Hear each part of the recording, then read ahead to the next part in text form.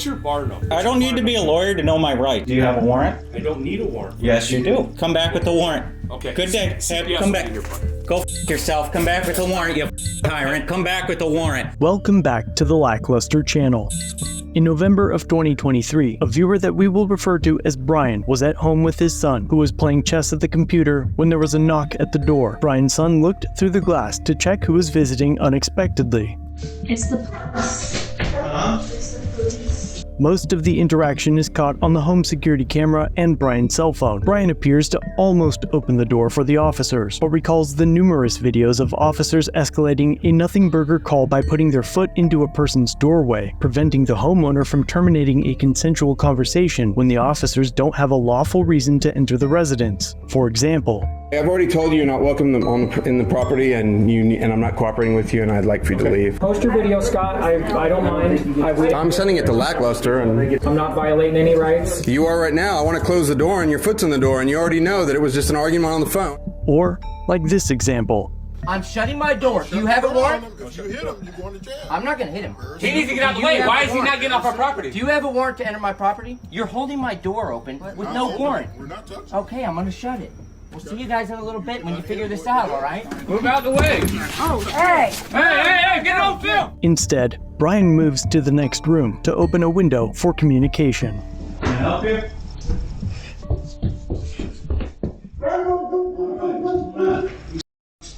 What's going on? Regarding what happened?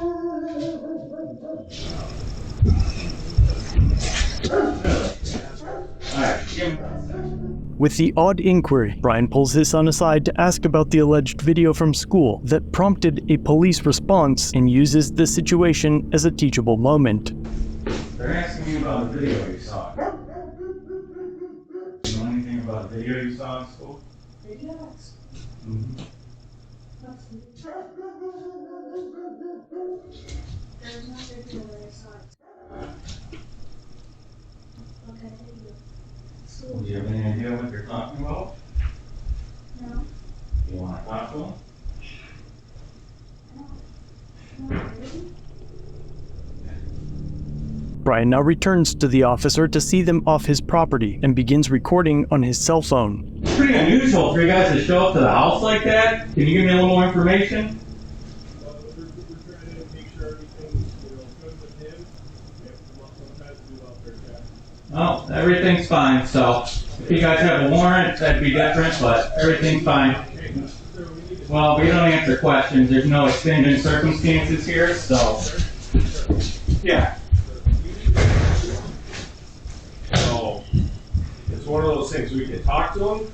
Well, or you can go get a warrant signed by a judge, but he's not talking to you right now because he said he doesn't want to, and everything's fine. Was there a call that he's in danger right now, or?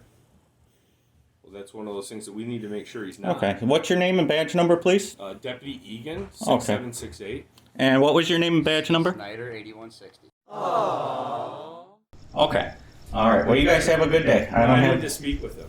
Do you have a warrant? I don't need a warrant. Yes, you do. Generally, an officer needs consent or a warrant to enter your home. However, in a few rare examples, referred to as exigent circumstances, the usual requirements for a search warrant can be bypassed by law enforcement. These events usually require an officer to have a reasonable belief that immediate action is necessary and cannot be delayed without risking harm to individuals, the destruction of evidence, or the escape of a suspect. But at this point of the interaction, Brian knows just as much as you do about what is happening here, and it's encounters like this that have so many people refusing to even answer the door for officers. This circular conversation about a mysterious video that the officers are concerned with but won't tell the parent more about is unnecessary, and if the officers really felt that they had a lawful reason to enter the residence, they would have done so already. And now, instead of informing the parent about why an immune government agency is suddenly interested in something his son watched at school, the deputies resort to insulting the homeowner, as if escalating a consensual encounter with aggression would convince him to allow them inside his home. Sir, if you... What's the exigent circumstances? What's your bar number? I don't need to be a lawyer to know my rights, okay? The Constitution, I don't need to be a lawyer to know the Constitution. Check your son's welfare. No, are you okay? Come here for a sec. We just need to see him. All right, come here. Easy. Are you okay? All right, thank you. You guys have a good day. Deputy Egan's ego expands rapidly, and prior to his departure, he tells Brian that CPS will be there. Come back with the warrant. Okay. Good day. CPS Come will back. be here, Brian. Go fuck yourself. Come back with the warrant, you fucking tyrant. Have a great day. Go fuck yourself, you tyrant. Come back with the warrant. Sir, have a great Go fuck yourself, tyrant. A few minutes later, Brian caught the deputy's chatter on the radio using a scanner app on his cell phone where they asked dispatch to label him as hostile to law enforcement.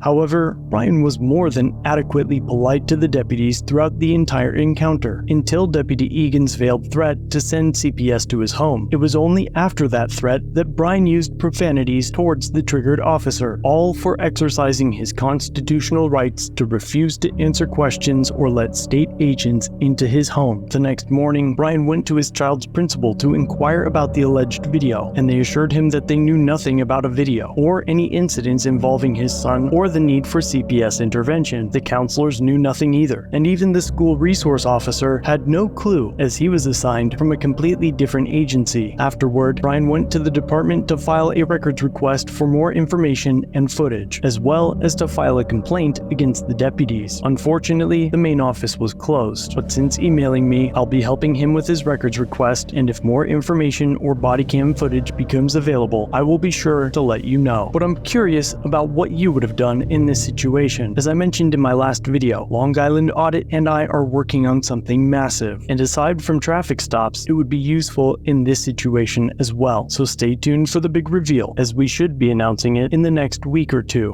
And let me know how you feel about this encounter down below. Thanks for watching. If you have a video, use the submit link in the description or pinned comment. If you enjoyed this one, subscribe and hit the bell for future content, and check out our other channels, Lady Lackluster and The Odd Side. Remember to like, share, and leave a comment about what you think of this interaction. It's the easiest way for you to help expose corruption and misconduct. Merchandise is available using the links below. Join the LackLuster family for just $1 if you'd like to further support the channel. Get a Lack logo next to your name, custom emotes, and early access to videos. I look forward to seeing you in the next one. All links are down below.